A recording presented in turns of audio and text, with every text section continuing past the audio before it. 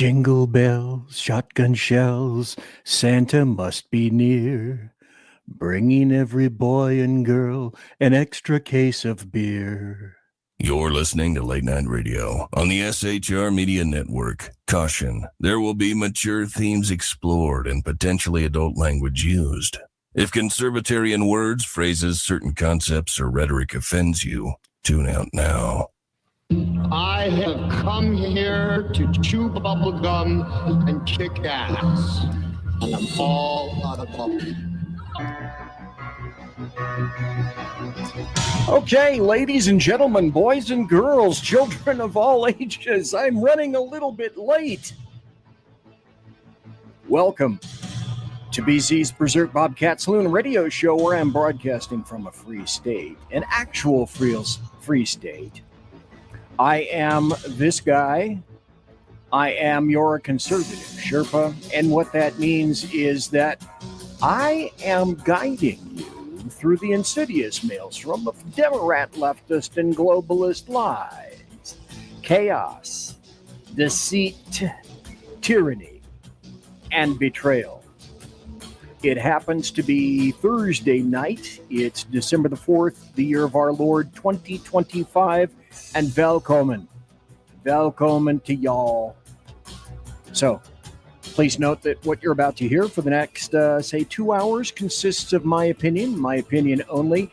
BZ, be a mensch and put up the comments. There we go. BZ has just been a mensch and put up the comments. So welcome to everybody here. I am doing the job the American media maggots fundamentally will not do. I am changing America one leftist diaper at a time. And here, we don't water our drinks just like we don't water our conversations.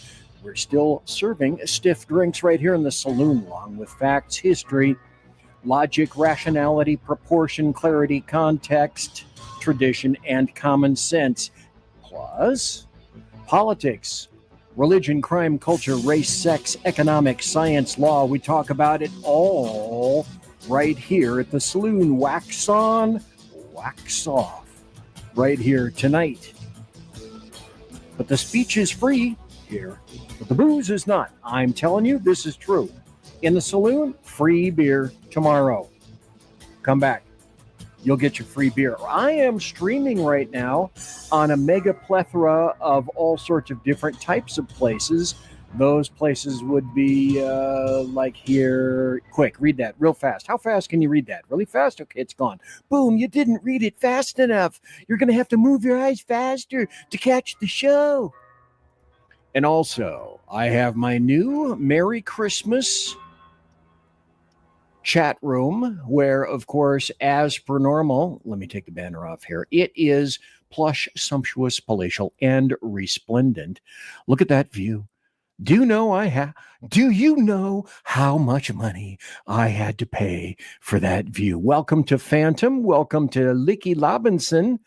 Welcome to Unpleasant Blind Guy. Did I go? See, in the comments, though, sadly, I cannot go up to see all the comments that are in there. But in any event, anyway, jump into our chat room. And where might that be? That can be found at the SHR Media YouTube network, just like it says right here. And I'm going to give you something sad. Very sad. So sad. Wait, hold on a second.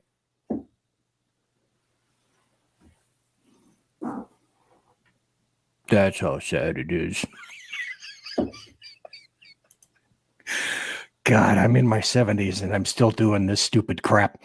Anyway, welcome to the show, and I welcome everybody here. Oh, I was going to tell you what really sad was. This is sad. We were at 682 subscribers, and I check just before I come to the show. I check to see how many we've expanded. We've lost 2 subscribers. What the hair? How does that crap happen?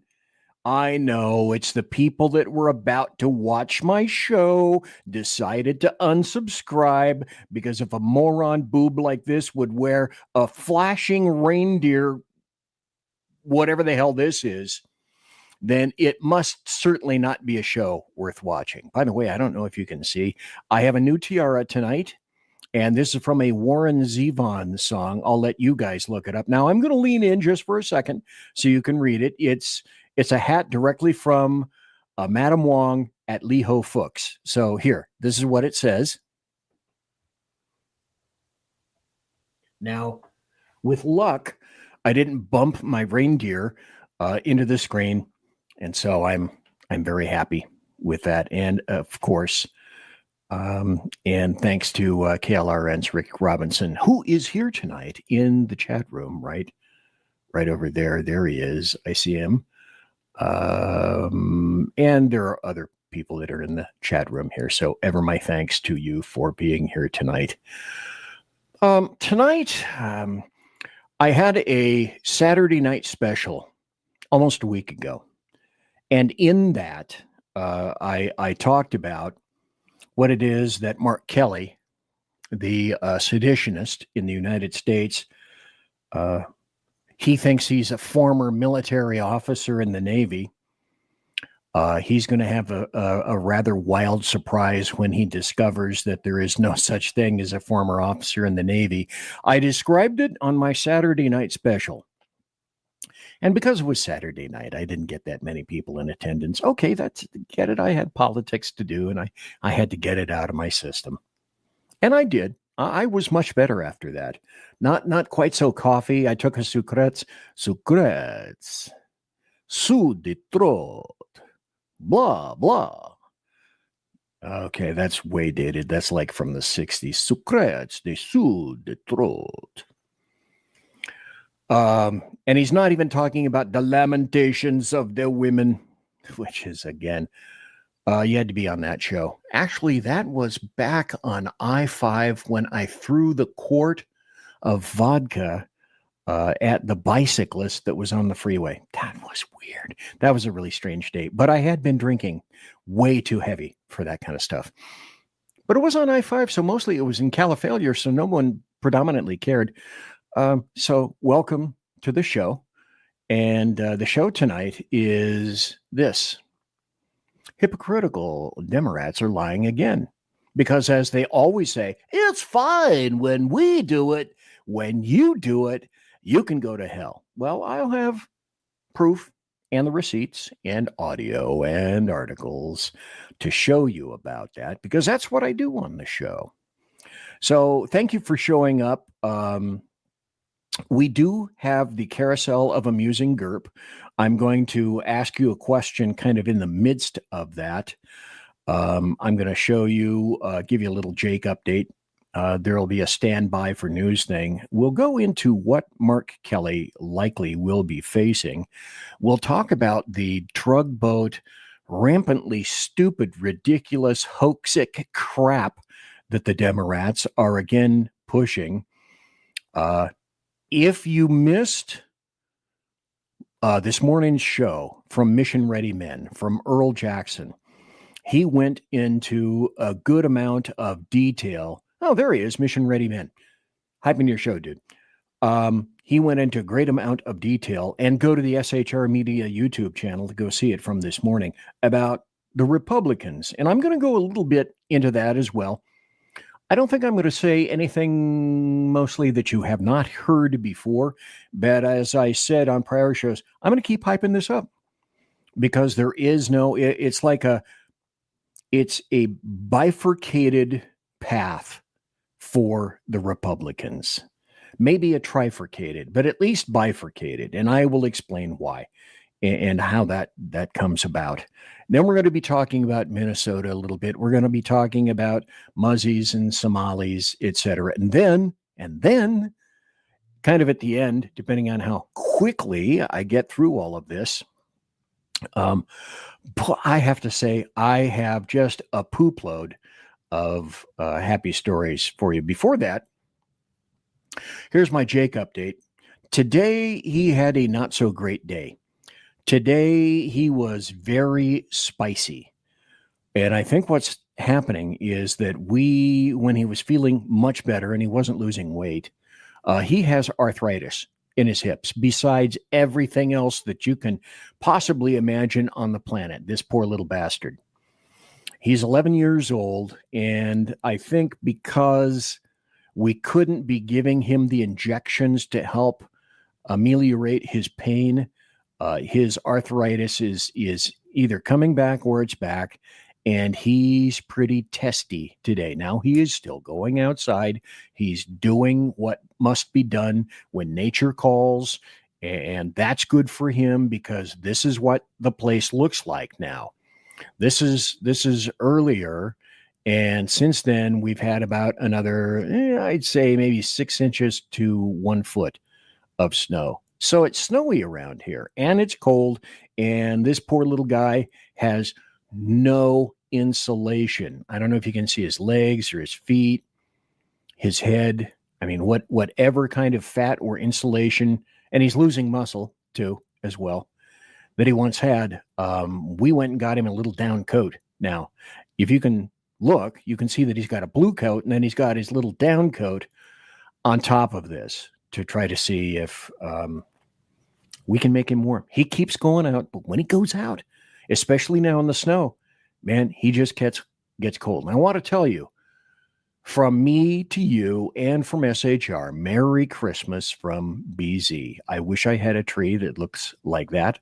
I don't, but it's Christmas time in the city, and it's Christmas time way out in the, well, I'm about 90 miles from Canada, and it's, the snow is here. But anyway, Merry Christmas from me, from BZ, and also from SHR. It is time for this. I decided that, okay, one day I'll get some music for it. Okay, give me a darn break. I do have an amusing thing, and then I have a serious thing, and then I have, for a third feature in the carousel of amusing GURP, the third feature is, it's about a 9-minute video that I'm torn to play for you. I may come back later if, in fact, there's time. Hey, Cosmic Bard is in chat. Excellent. Good to see you. Christmas time. That means KRLN radio play time. And Cosmic Bard, did you get that $100 bill I sent you to make sure that I'm in the radio play? So the first thing I'm going to play is, I heard this probably 20 years ago, and it's old, but to me, it's still fun. A penguin takes his car into the shop, and the mechanic says he needs an hour to check it out. What kind of car? What kind of... A damn penguin car, all right? Anyway, he goes across the street to the 7-Eleven to kill some time and get an ice cream. Penguins love ice cream. Really? Sure. But because he's got no hands, the poor little guy gets the ice cream all over his beak. This going somewhere? So he goes back to the mechanic. The guy tells him, looks like you blew a seal. The penguin tells him, no, that's just a little ice cream.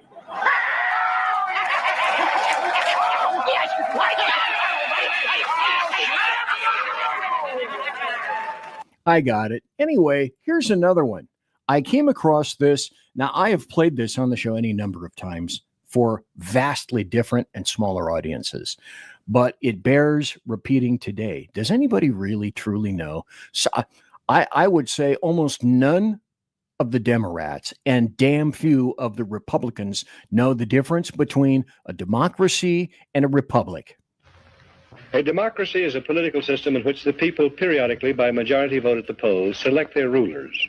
The rulers then have absolute power to make whatever laws they please by majority vote among themselves. In a constitutional republic, the people also, by majority vote at the polls, select rulers who make laws by majority vote among themselves.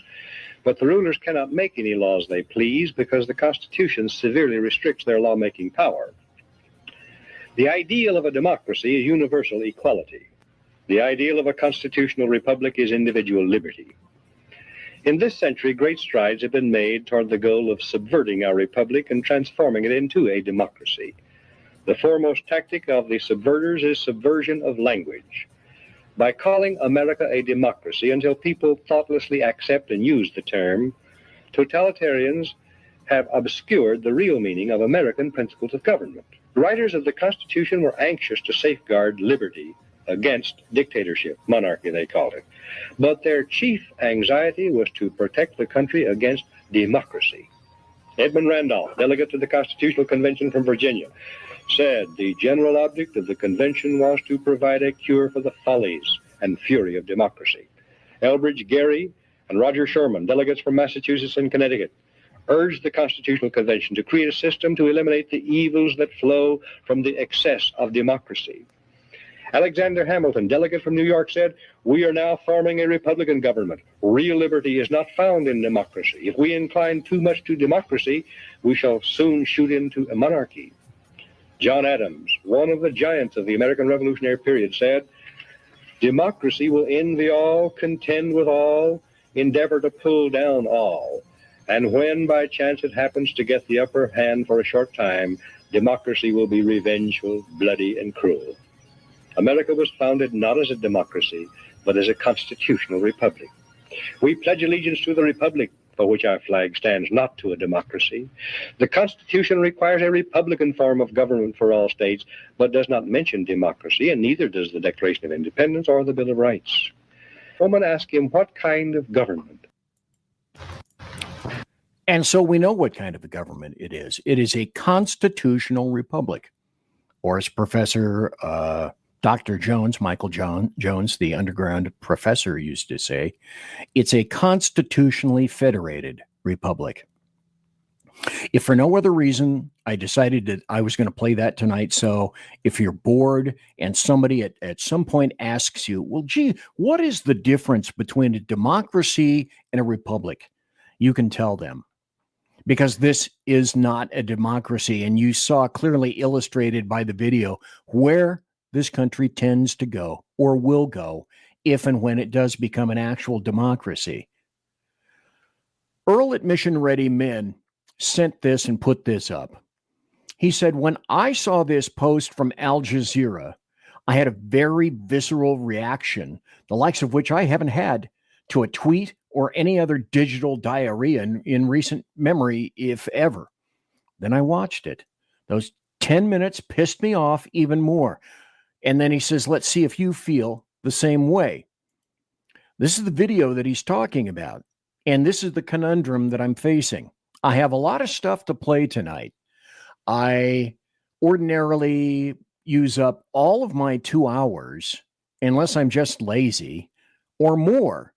I would love to be able to play this. I watched this. 210 over 190 occurred, but it's very important to watch because this is from Al Jazeera. This is them weighing in on our Constitution, and this is them telling us how we must change our Constitution. Gosh, is anybody with me on this? I didn't think so. Well, first, let's begin here, if we can. And that's,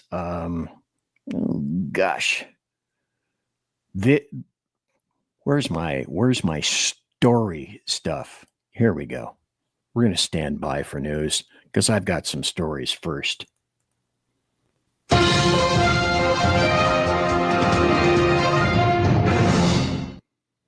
This was rather amazing. Who is Brian Cole Jr., the D.C. pipe bomb suspect? If you weren't aware, the pipe bomb suspect that has been wanted essentially since January 5th of 2021, almost 5 damn years now, dropped devices in front of the RNC and the DNC.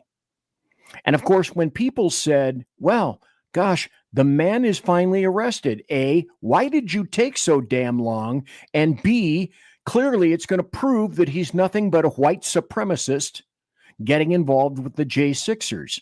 There were also other stories indicating that he was nothing but an anarchist. So he's been identified, and I'm going to say it just once, then probably never say his name again because it mostly isn't worth re-mentioning. He's Brian Cole Jr. of Woodbridge, Virginia. What is Virginia anything more than the bedroom community for DC, where all the leftists live? And two sources said that's his name on the arrest. He's 30. He's in FBI custody as of today after about 5 years of investigation. They arrested him in North Virginia. He's going to make his first court appearance in D.C. because that's where the crimes occurred on Friday, tomorrow. They have not released any information about him. That should not shock anybody. But they said that the FBI is carrying out court-enforced activity at Cole's residence. There's the suspect. Leftists, Democrats, anarchists, whose melanin count means everything. Here's your suspect. Here's your white supremacist. Now, the investigation is at the very, very, very beginning. For whatever combination or series of reasons, they've decided that it took, and it probably will take, an even greater amount of time to figure out what the hell this guy was doing and or who he is. So there's much more yet to go. Also, I want to bring this to your attention, but I'm not going to play it. Tonight appears to be the night of potentially long videos. I've been in correspondence with a gentleman who says that he can put me in touch with General Flynn. I'm waiting for a response back. I'm guessing it's going to be something like, maybe yes, maybe no. We'll wait and see what it goes. But this is General Flynn, a man with whom I have a great deal of respect for, even though he goes on Alex Jones' show. But a clock can be stopped. A stopped clock can be right twice a day. And Alex Jones runs between Nutter and between, holy crap, he's been telling us this stuff for years now. Which is why I say, with regard to most every damn thing that you see on the internet these days, you'd best suss it out, figure it out yourself, and don't plaster things all over the internet unless you've had a modicum of research. And as I've told Mrs. BZ any number of times, if you're going through social media and you happen to be a conservative and you see something that indicates, wow, that's great, that's absolutely great, and you think it's too good to be true, well, it probably is too good to be true. Now, as I say, I cannot put up my show links on YouTube. My show links are too long. There are too many of them to put into the space that YouTube allows me for the show. However, on Rumble, on the SHR Media Group Rumble page, you will find me, BZ, the Bloviating Zeppelin, and under each and every show, you'll see a complete and lengthy list of my show links. You will find this link. Oh, gee, I'm nodding in the wrong direction. Okay, go this way, BZ. This one, shit, come on, at least point the right way. This one right here will be in the show links. And basically what this says is that Flynn is calling on Trump to immediately address the nation concerning the color revolution being fomented by the seditious Six and the CIA, as he lays out the string of legal investigations and lawfare that the leftists have been engaging in for over a decade, and mostly have been getting away with it. Unleash Jeremy Hansen, great to see you here. Unpleasant Blind Guy says, yeah, don't worry about playing it. Well, I'm not going to, I don't believe. There just isn't enough time and way too many stories to go into at this point. As I indicated with Mark Kelly, one of the reasons that there are a lot of things about him that people do not know. For example, this is Mark Kelly. Hey, look, there he is, associating with Alex Soros. To me, just me, that's me personally, that's all I need to know about that bastard. Now, okay, he was an astronaut, big whoop, and he flew a plane. Okay, George Bush did, John McCain did, take that wherever you wish. But this guy also got money to start his balloon company. That is to say, surveillance type air high in the air in the stratosphere balloons. He acquired money from the communist Chinese for his country, for his company. And again, to me, that is a large indicator of what this guy is all about. But I'm going to read for you an article that I read on Saturday. I'm going to start it, interrupt with a break because I myself am going to have to partake. And then I'll come back and finish the article. And I hope by its conclusion, you'll be able to see that the situation regarding Mark Kelly is absolutely nothing like the American media maggots attempt to portray, or the Democrats, or the leftists, or the anarchists, globalists, anybody else. It's not anything like they say. Because in his case, the UCMJ is the overlord. Now, this is an article by a retired officer by the name of Joseph Fosco. It says, it's titled, "A Retired Officer's Preemptive Call for Disobedience, the Imperative of a Court-Martial for Captain Mark Kelly, retired under the UCMJ." This deals with the UCMJ, and that is the body of law under which he is held, not the First Amendment, and you'll begin to understand why in just a moment. So I'm going to, let's see, set things up here because I'm going to have to take a break in between this article, but I want to make sure that I set up the break.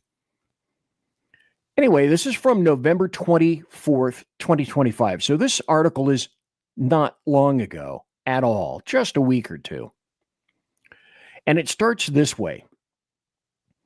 On November 18th, 2025, United States Senator Mark Kelly, a retired Navy captain and former astronaut, appeared in a widely disseminated video alongside 5 other Democratic lawmakers. I've weighed in on that video quite a number of times. The stated purpose was to remind service members of their oath to the Constitution and their duty to refuse unlawful orders. Fairly simple on its face, would it seem. What Senator Kelly actually delivered, however, was a direct premeditated appeal to active duty personnel to contemplate selective obedience to the commander-in-chief before any order had ever been issued. The Pentagon's subsequent announcement of an investigation with the explicit possibility of recall to active duty and court-martial of Mark Kelly is not political theater. You will understand. It is the lawful and necessary response to a retired regular officer's violation of Articles 88, 94, and 133 of the UCMJ. First, the jurisdictional foundation is unambiguous. He goes into a code which expressly subjects members of the regular Navy who are retired in grade and entitled to retired pay to the UCMJ in the same manner as active duty officers. Captain Mark Kelly meets both criteria. The Supreme Court has never disturbed this statutory reach, and the Department of Defense has exercised it repeatedly against retired regular officers for post-retirement misconduct, ranging from financial fraud to public contempt toward the president. Retirement, this is important, retirement for a regular officer, it is not a separation. It is a change of status and not a release of discipline. Conservative media done right. You're listening to the SHR Media Network. In a world where leftists are running out of metal for the safety pins of their soothing red diapers, one man stands alone, attempting to fundamentally change America, one leftist diaper at a time. BZ, your conservative Sherpa, is guiding you through the maelstrom of Democrat leftists and globalist lies, chaos, deceit, and betrayal. Listen to BZ Saloon on select and exclusive Tuesday and Thursday nights at 8 p.m. Pacific, 10 p.m. Central, and 11 p.m. Eastern on the SHR Media YouTube channel, Twitch, KLRN, Rumble, and X at BZ Saloon. It's one great late-night conservatarian talk radio show. Be there. Aloha. Hello, friends. You have a moment so that we may discuss our Lord and Savior Minarchy? No, seriously, I'm just kidding. Hi, my name's Rick Robinson. I am the general manager of KLRNradio.com. We are probably the largest independent podcast network that you've never heard of. We have a little bit of everything, and by that, what I mean to tell you is we have news, pop culture, special events, conspiratainment, true crime, mental health shows, drama productions, and pretty much everything in between. So if you're looking for a new podcast home to grab a little bit of everything that you love all in one place, come check us out. You can find us on X under @KLRN You can find us on our Rumble and our YouTube channels under the same names. You can also find us at KLRNradio.com and pretty much every podcast catcher known to man. So again, feel free to come check us out anytime you like at KLRN Radio. It's Sean from the Edge of Liberty. Just like the Bidens, I too am moving. Only in my case, it's days and times. That's right. You can now find the Edge of Liberty Monday at 8 p.m. Pacific, 11 Eastern, and Wednesday at 8 p.m. Pacific on 11 Eastern on the SHR Media Network. Join me as we talk politics, news, alcohol, fun, not so much fun, clowns, small kittens, large kittens, dogs, amoebas, and anything else that just pops into my mind while I'm on the air. That is Monday and Wednesday, 8 p.m. Pacific, 11 on the East Coast, on YouTube, X, KLRN Radio, Facebook, Twitch, and anywhere else a good podcast is found. Please check out our website, shrmedia.com. I will see you live on the air. Attention, all patriotic women of faith. Yep, I'm talking to you, sis. Are you looking for high-quality, super soft apparel that reflects your love for country and your devotion to God? Look no further than Carry Girl Gear. Picture this. You rocking a tee so soft it's like being hugged by a cloud, all while showing off your love for God and country. Sounds dreamy, right? Well, welcome to reality, babes, because that's what we're all about here at Carry Girl Gear. We specialize in super soft tees, tanks, and more, designed specifically for the strong, patriotic woman who proudly wants to carry their message of faith and freedom. When you shop with us, you're not just getting a t-shirt. You're joining a community of like-minded women who are proud to wear their beliefs straight on their tees. So whether you're sipping sweet tea on the porch or leading the charge for faith and freedom, do it in a Carry Girl tee. Because life's too short for stiff, boring tees. CarryGirl.com, where faith and freedom meets fashion. Independence. With that declaration, America was born. Inspired by a belief in the God-given rights of every human being, and in the good that comes from exercising these rights well. The founders of our great nation chose independence. As do we. Hillsdale College accepts no government funding because independence makes possible the good to which we aspire. You're listening to the SHR Media Network. I'm back. I'm BZ. It is 34 minutes after 8 p.m. Pacific, which means it's 10:34 Central and 11:34 Eastern and 1729.7235 Dwarf 5 Sandbog 2 to the right of the eastern red-backed squirrel in Bolivian time, but I never really did understand Bolivian time, so let's just keep it in normal time right here. Hey, I forgot to say one thing. Last Tuesday night, I received in the mail this cap. Now, if you look on the back of this, hey, it's embroidered. It's my name right here on a cap. And this cap represents ROX, which is the Republic of Communist Squirrels. I didn't know they had a republic. I didn't know that they had a flag. But wait. As I look over the hat flashingly, "No, BZ, this doesn't stand for Republic of either that of communist squirrels or common squirrels for that matter. It's the Reaver of Common Sense." So Jersey Joe, the Reaver of Common Sense, sent me a very nice, personally monogrammed hat, beautiful hat, to me here in Nome, Idaho. So to Jersey Joe, I want to say thank you ever so kindly. That's a wonderful, wonderful thing, and I thank you very, very much. Earlier, I was talking about this gentleman, Mark Kelly, and the problems that he has generated for himself. I had to stop for the break because, well, things had to occur. That's just the way life goes. But what I was saying is that he may be in for a bit of a surprise in terms of what is awaiting him over a hill. The Democrats and leftists seem to think that it's all about violating his First Amendment. And I'm stuck on this thingy with regard to Mark Kelly. If I'm not mistaken, he's married to Gabby Giffords.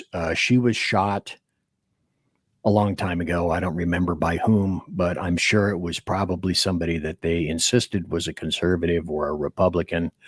And she became a massive gun grabber at that point and wanted to take everyone's firearms. You know, I get it.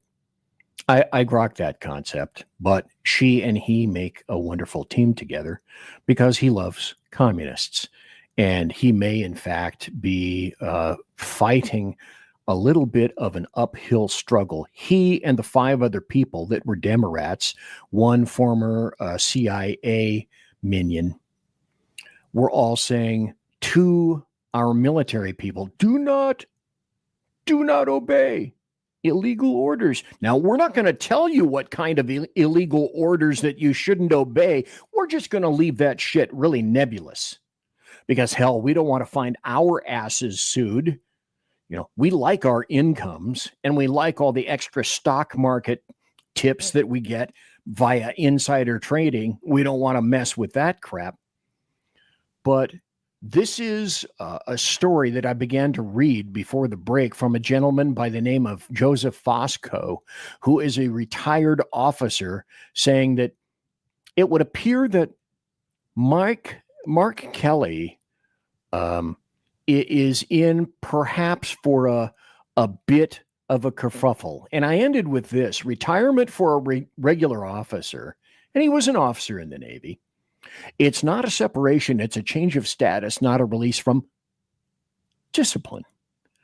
Now, second, the content of Senator Kelly's statement crosses every red line the military justice system has drawn since 1806.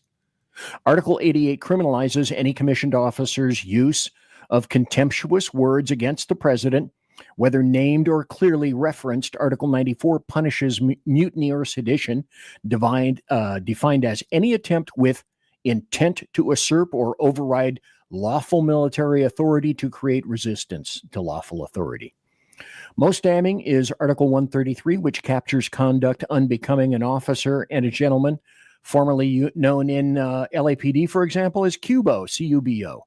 That clause is deliberately broad enough to encompass any act that seriously compromises the officer's standing or the discipline of the armed forces. Now, Senator Kelly did not confine himself to the anodyne observation that unlawful orders must be disobeyed. That proposition is taught in every boot camp and affirmed by the Department of Defense Law of War manual. He went much further. He instructed currently serving members to prepare themselves to refuse orders from the administration in advance of any order being given, on the implied premise that the incoming commander-in-chief is predisposed to illegality. Our current commander-in-chief, Donald John Trump. Now, as the officer writes, that's not education. It's a preemptive effort to erode the presumption of lawfulness that attaches to every superior's directive until proven otherwise. in a court of law. In the military context, where instantaneous obedience is the bedrock of operational effectiveness, such anticipatory defiance is indistinguishable from sedition.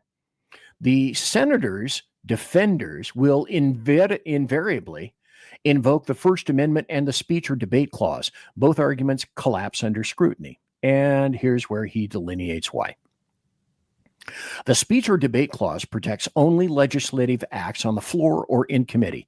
A social media video released to the general public is not a proceeding in Congress. More fundamentally, no civilian free speech right overrides the UCMJ. Let me repeat that again. No civilian free speech right overrides the UCMJ when Congress has expressly subjected a category of citizens, namely retired regular officers like Mark Kelly, to military jurisdiction. The Supreme Court reaffirmed in 1974 that the military is by necessity a specialized society separate from civilian society, and that speech restrictions valid in that society would be intolerable in civilian life. Nor can Senator Kelly shelter behind the fact that he is a United States senator. The Constitution does not create a privileged class of retired officers who may violate the UCMJ with impunity simply because they later win elective office. If anything, the combination of his retained rank and his public platform magnifies the damage. A captain's words can carry weight in barracks and on ships that a private citizen's never could. History offers no comfort to the senator. In 1952, the Army court-martialed retired Major General Robert Grove for diary entries critical of U.S. policy that fell into Soviet hands. In 1961, retired Army Major General Edwin A. Walker faced investigation, ultimately relieved of command, for public political activities deemed incompatible with his status. The principle is consistent. Retirement does not license a regular officer to use his rank as a continuing platform to undermine lawful authority. The remedy for that is straightforward. The Secretary of the Navy, exercising authority delegated under 10 U.S.C. 688 and DoD Instruction 13521, may recall Captain Kelly to active duty. That is to say, bring him out of his civilian status. Now remove that, place him into active duty for the purpose of trial by general court-martial. He signed up for it. He is subject to it and subject to whatever consequences he apparently created himself. That's not retribution. It's accountability. And so conviction on any specification would carry penalties up to being dismissed, the retirement equivalent of a dishonorable discharge, forfeiture of all pay and allowances, and permanent loss of retired benefits accrued after 30 years of otherwise honorable service.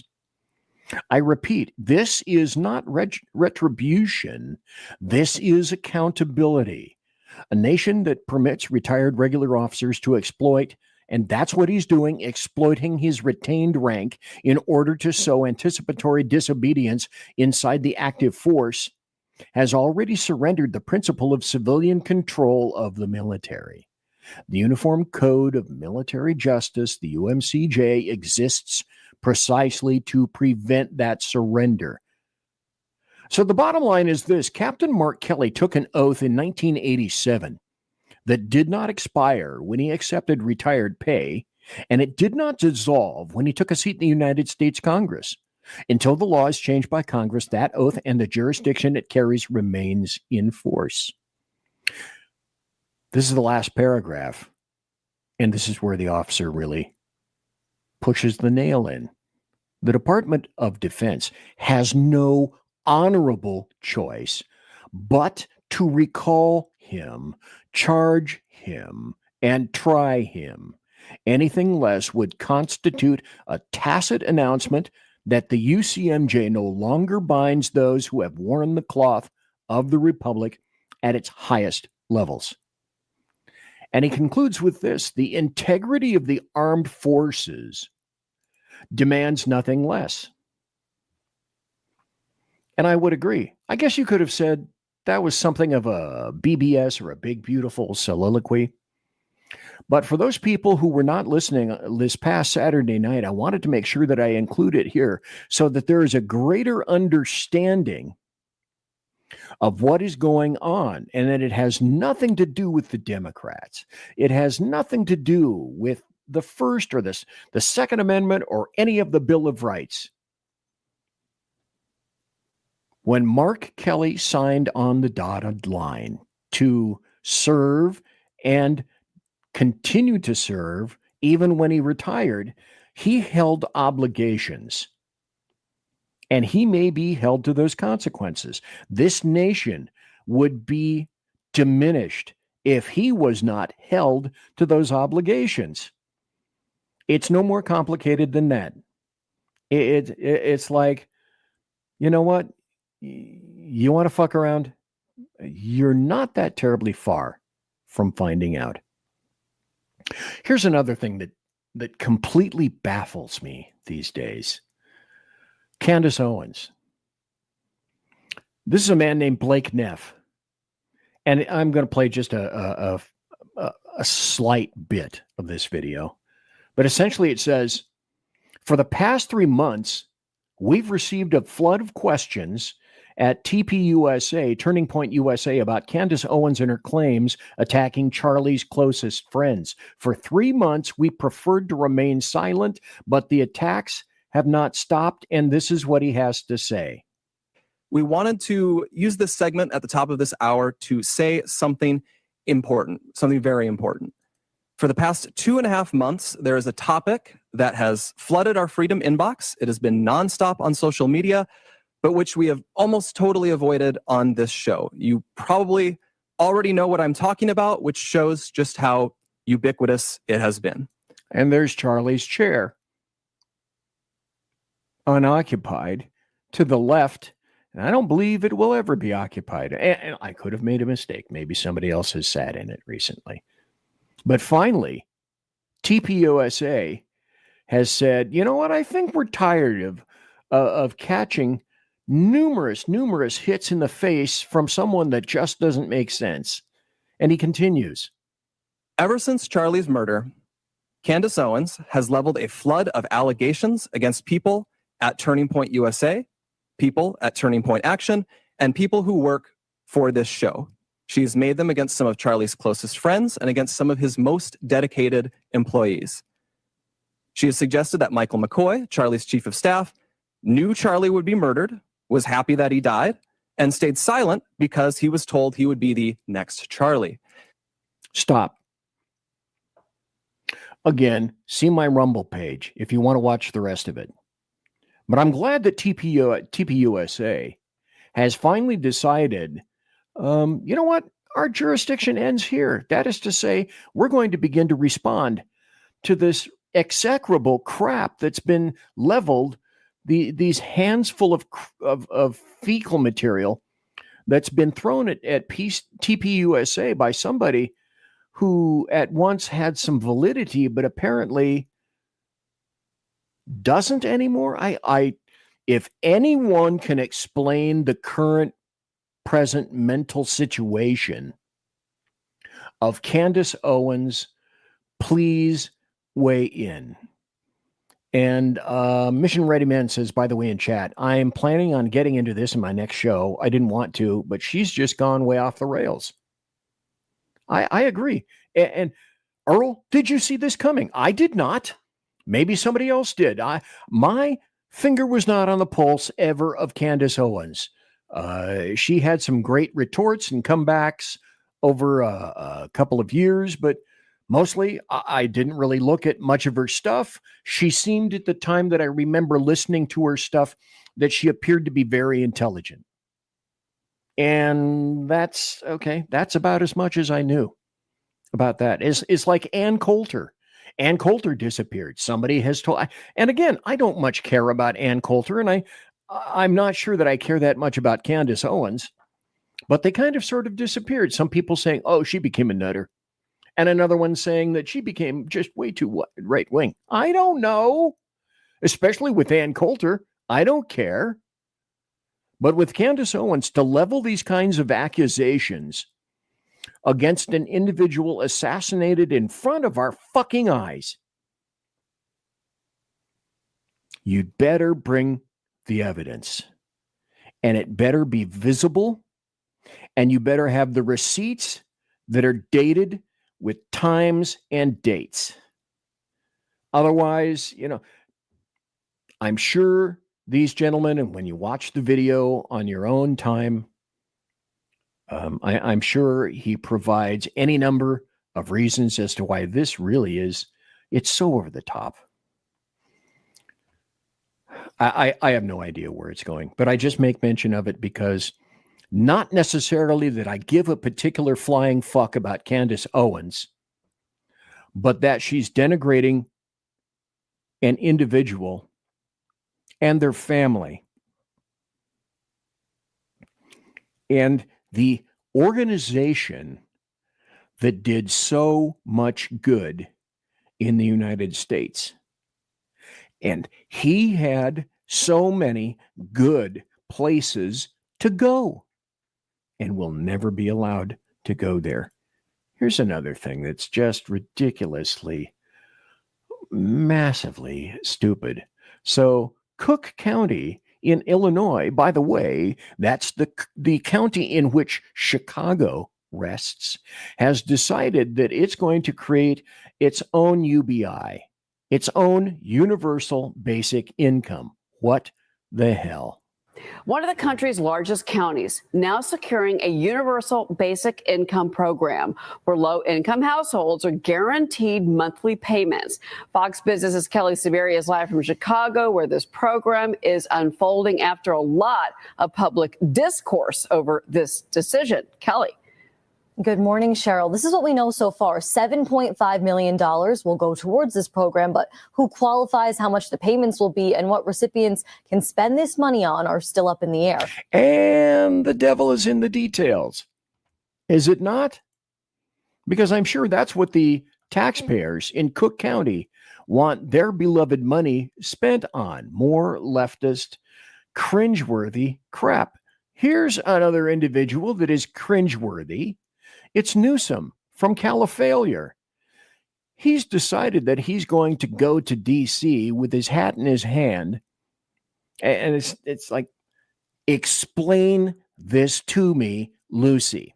Explain to me, Lucy, how when you want something from an entity or an individual, the best choice of action or strategy is to make sure that when you do want something from them, you insult them heavily first, because that will place them into the a mindset of, oh, I really would like to help you.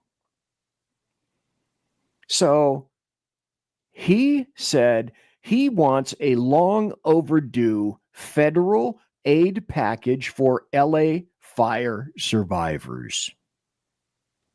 Well, wait just a minute. I don't believe I have the article, but I know of it, and I bet you do too. It turns out that since January, almost a year ago, January this year, following the Palisades wildfire, not one home has been replaced in the area. And as a matter of fact, the residents who were affected, the victims who were affected, I may have this a little bit later on in the show. And if I don't, I still remember it. They went to the LA City Council for a meeting, and they asked that the city council waive various fees so that they could begin to do what Mayor Karen Bass promised from the get-go, as well as Newsom. Let's eliminate the red tape. I watched this meeting with President Trump. Karen Bass looked him in the eye and said, we're going to get rid of all this red tape and get these homes built back. No, none of that has happened. The city council has refused to waive fees. Oh, well, we're thinking about it. It may happen. It may not happen. And that's Califailure for you. That's what you get for believing in leftists. And it's like I say from the very beginning, Democrats are lying again. The hypocrisy is astounding. And what they're saying is, it's okay when we screw you around, but if we don't like, if the politics are such that they go against us, well, we're not going to have any truck with that whatsoever at all. Now I'm going to go into this, and oh my gosh, just one story, just one ping, Vasily. Weapons grade stupid. The segment where anyone can play, but leftists are overqualified. And in weapons grade stupid, the people that are subject to that today are the state of Washington. In the state of Washington, this is delusion run rampant. Amazon and Microsoft are talking about leaving the state of Washington because they've been there since forever because of this massive tax that the state of Washington just levied.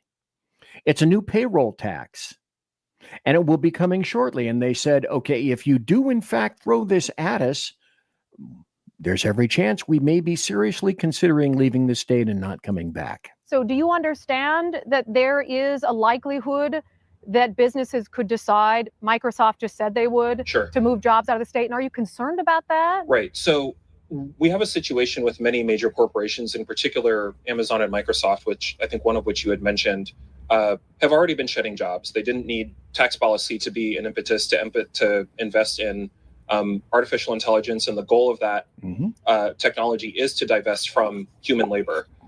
We have seen many times in the state legislature the threat of jobs being relocated hung over the head of state lawmakers.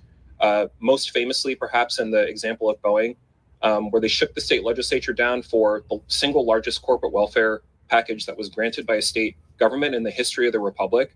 And then they moved the jobs anyway. I am much more concerned. Corporations, sir, owe you nothing. They owe the community nothing. Their job is to profit. Their job is not be subject to loss, such that if they move, they can begin to retrieve and recoup some of their losses. And that's why businesses move. That's why businesses were forced out of the United States, because wages were rising. They're continuing to raise. And Washington, of course, along with California, is one of the states that is mandating very shortly a $30 an hour minimum wage. I made $5.05 in 1978, getting shot at for a coastal California county. Wow, I was taking all that money to the bank. And so they're pissed. If they say, like the crazy commie chick in Portland, who said that if you leave, if your markets leave, we're not going to let you leave. You have an obligation to lose money to the community and to the state. And if you don't like it, we'll make sure that you can't leave. Well, gosh, that's a commie philosophy as ever there was. But wait, he has a solution. Go about working people who are going to be displaced, working people who might move from Washington because they can't afford childcare, because they can't afford the cost of medicine, because this is not a good place to try to start or raise a family or go to school. Who's responsible for that, mister? Who? I'm looking at him. The perspective that you are speaking from, frankly, is very well represented in the state legislature by the major corporations that have spent millions over the years lobbying the state legislature, and they expect a return on investment. Those aren't the entities that I center in my policymaking. I believe that they're spoken for enough in Olympia. Would you like them to leave, Representative Scott? Do you think that Amazon and Microsoft are a net good for our state? Say more about that. When you say net good, what do you mean? Do you think they contribute and add more value to our state than they detract? I think that workers, were they to collectivize, could come up with something like Amazon on their own, but that Amazon can't Okay. Did you catch that? Let me back this up, replay it, and then we're going to take a break. It went by really quickly. You have to listen specifically to what he's saying. Let's go back. And what did he say? Could come up with something like Amazon on their own, but their workers, were they to collectivize, could come up with something like Amazon on their own, but that Collectivize, unionize. They could collectivize and unionize. And they could come up with something just as efficacious as Amazon on their own, couldn't they? AYFKM. Conservative media done right. You're listening to the SHR Media Network. Listen in to the Reaver of Common Sense, where we cut through the noise of news and politics with a show equipped for bombast. Tune in Mondays and Fridays at 9 p.m. Eastern, 8 p.m. Central, and 6 p.m. Pacific, featuring a refreshing dose of reality. Jersey Joe fearlessly tackles the tough topics with no nonsense. Just pure common sense. Visit shrmedia.com, where you can hear the Reaver of Common Sense in action.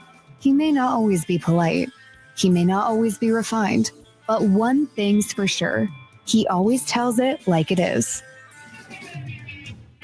Are you looking for a way to boldly express your faith and love for your country?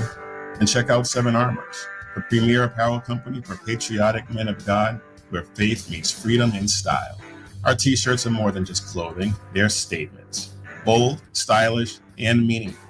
From timeless messages to modern designs, we've got something for every patriotic man of God. Wear your beliefs proudly with Seven Armors gear. Don't miss the chance to wear your faith and freedom on your sleeve. Visit 7armors.com today and join the movement. That's the number 7armors.com. 7armors.com. Faithful, vigilant, steadfast, passion. Are you looking for bold, honest conversation about the issues shaping America? Well, let me welcome you to Unleashed 101 with Jeremy Hansen, where we take you beyond the headlines.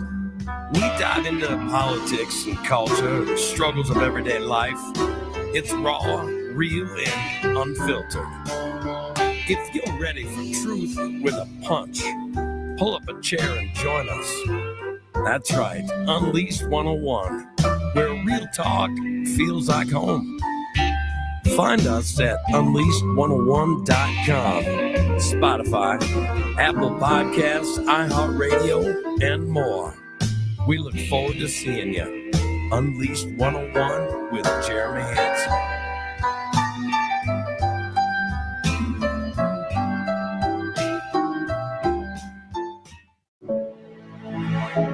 Freedom. One nation in all of human history was built on that bedrock. Ours. A republic of the people, by the people, and for the people. Self-government requires freedom, just as freedom requires an individual willingness to self-govern. Freedom has made America exceptional, but it can only last as long as you and I seek the good, as expressed by the laws of nature and nature's God. It can only last if you and I choose to act as people of character. Forging character has been the pursuit of Hillsdale College since 1844.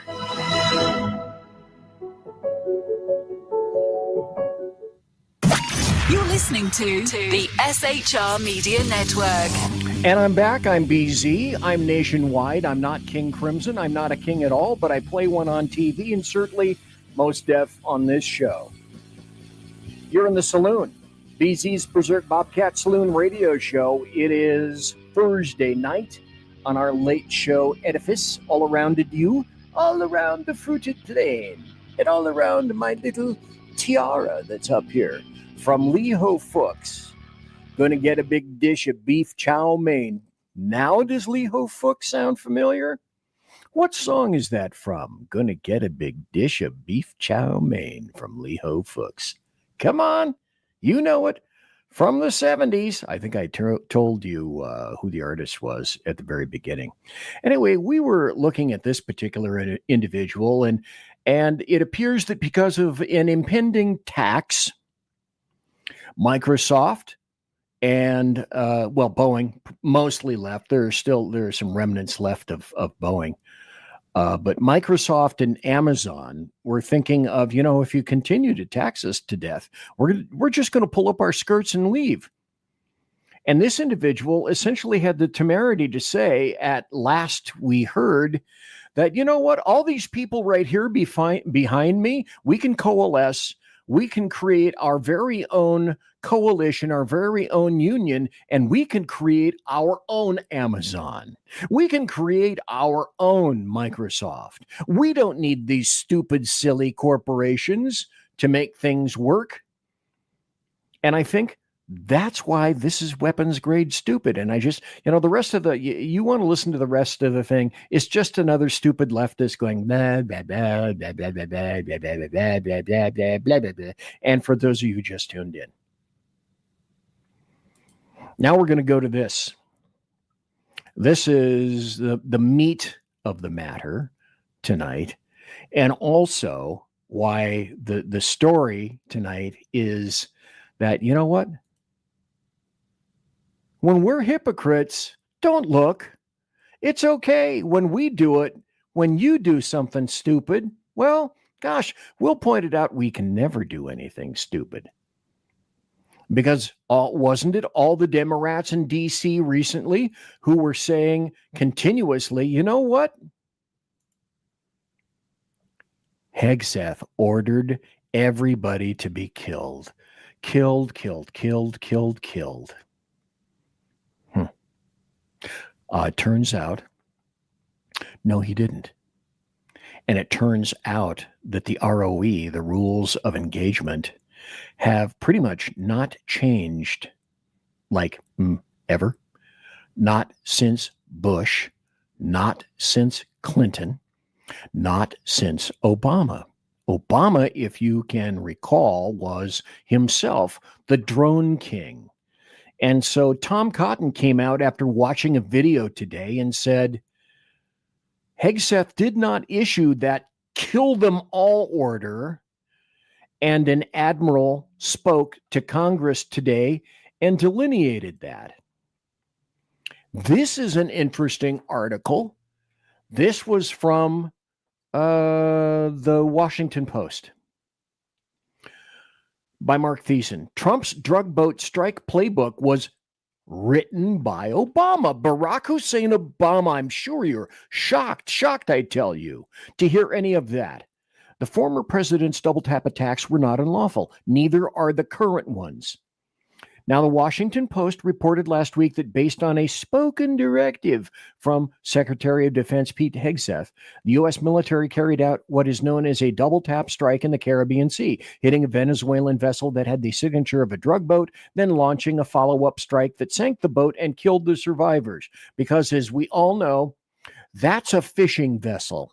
Okay? Because when you fish in open waters, in blue waters, you want to make sure that you have boats that are fast enough to keep up with the fish. Because the fish in the open waters are so fast, you need these zippy boats. And all those blue jugs that are right there, when you drive a boat that quickly, that fast, you get really thirsty. That's all these people are, just poor fishermen. Or people out for a little bit of a jaunt in the middle of the Oceanus on a pleasure cruise. That's all they were. They never meant to offend or harm anybody. But who wrote this? Who started this? Well, yes, that was Barack Hussein Obama. And I mentioned this last Saturday night, but I mentioned this again because it's for you to be able to remember so that you can throw these facts back in the faces of the people that said, oh, Pete Hegseth, warmonger, killer, should be tried, should be imprisoned forever. Anybody associated with Trump in the Department of War, it's called the Department of War for a reason. Hello. Department of war. This is the first time that the war on drugs has ever actually yielded a war on drugs. It just, to even think that we would stoop so low as to do that is just brain blowing. Why would you ever say that you want a war on drugs and then you actually begin to wage a war on drugs? Fie on you. Terrible, heinous. Evil Trump is sinking Venezuelan drug boats. Anybody remember Panama in 1989? Congress didn't sign off on the invasion of Panama. President George H.W. Bush Sr. ordered the invasion. Hey, without seeking a declaration of war or a formal congressional approval. So they did not formally authorize the military action, but he did it anyway. And Noriega was captured, the strongman of Panama. Nobody said, you didn't see the Democrats all lining up. Oh, evil H.W. Bush and his Secretary of Defense. No, we must put them all in prison. No, nothing like that. Remember President Clinton, for example, and Haiti in 1994? By the way, Bush cited his constitutional authority to do that as commander-in-chief to order the invasion, which he dubbed Operation Just Cause. He did it, caught Noriega, forgot, and everybody moved along, including the Democrats. Like I said, remember President Clinton and Haiti in 1994? No. As a matter of fact, President Clinton did not receive specific formal congressional authorization, like, a declaration of war or some kind of a joint resolution, before he deployed troops to Haiti in 1994 for Operation Uphold Democracy. And do you remember the loving, glowing Barack Hussein Obama, one each, killing a U.S. citizen in 2011? U.S. citizen. Anwar al-Awlaki. He's a U.S.-born guy and a key leader that turned out to be in Al-Qaeda in the Arabian Peninsula. He was killed in a deliberate drone strike ordered by Barack Obama in a foreign country, in Yemen, in September of 2011. And he justified Barack Obama. Maybe I'll start calling him Barama. Justified the targeting, which was approved by Barama, on the basis that al-Awlaki posed an imminent threat to the United States and that capturing him was not feasible at the time. So President Trump orders strikes on drug boats in the middle of international waters following drugs that ended up killing every day up to 300 Americans, where the precursors were shipped from China to Mexico to Venezuela, and then they're going to mule all of this deadly poison and want to get away with it. And as a matter of fact, the article that I illustrated and showed on Tuesday night indicated that the drug boat runners think this is cool. This is some cool beans. I enjoy being amped up like this, probably because they're on drugs as well. But hey, I'm a type A drug personality. Why wouldn't I be? Why wouldn't I want to be? I am. It's just who I am. So there was another article by Isaac Shore in the New York Post. The kill order smear. This is a hoax. HOAXXX. On a 3-hour tour. That boat was fast because it was only on a 3-hour tour. Thanks, UBG. Man, how sad. Hey, Pumpcrotic Artist is in chat. By the way, let me go up here. And he is the gentleman, by the way, Rich Gibbs, who sent me this for the Saloon. And he's the gentleman that sent me this for the Saloon. I'm getting them framed for Christmas just as we speak. So my continuing thanks to him for that. But this thing with Pete Hegseth, it's a hoax. It's a hoax. And again, it's aimed at Donald John Trump, OMB, Orange Man Bad, the guy with the dead orange cat on his head, and nobody else. Hegseth is just there to get in the way. But if Hegseth falls, that's just a side benefit. The primary benefit is trying to get at President Trump. Now, Lieutenant Colonel Robert McGinnis basically answers, should America continue to blow narco-terrorists out of the water? Well, leftists, even leftists, have said there are no such things as narco-terrorists. Would it shock you? I hope you're sitting down to realize that I have a video that disputes that. Go. Is this a war crime or is this a legitimate strike on a designated terror group? Well, Article 2 gives President Trump the right to defend this country. The questions that were raised by Pete Hegseth there about the fog of war are very true. You know, at sea, when you're firing from either a drone or from a F-18, you're looking at a target as a point in the middle of a vast ocean. You don't know what it is specifically, how many bodies are aboard, what the cargo is, but you're relying upon the intelligence you've been given. So they struck it, and apparently the ISR indicated that it was not sunk, and therefore Admiral Bradley said, strike it again. Yep. Now, those are pretty typical rules of engagement anywhere in the battlefield, whether it's in the air or on the sea or on land. And so, so because I suppose what we should have done is sent a 120,000 ton aircraft carrier, which wouldn't have even been remotely in the area to go rescue 2 people. Because we've never double tapped people before. That's never happened with me either, as a matter of fact, or soldiers. And Trump said, essentially, you know what? Every boat we knock out, we save 25,000 American lives, and we save drugs from coming in to kill people in the United States of America. And this is what he said. Every boat we knock out, we save 25,000 American lives. That's right. And if you look at our numbers, the drugs coming in through sea are down 91%. I'm surprised there's 9%. I don't know who's doing the 9%, but it's down 91, and we're going to start very soon on land, and I'm sure you're thrilled. We're going to start very soon on land.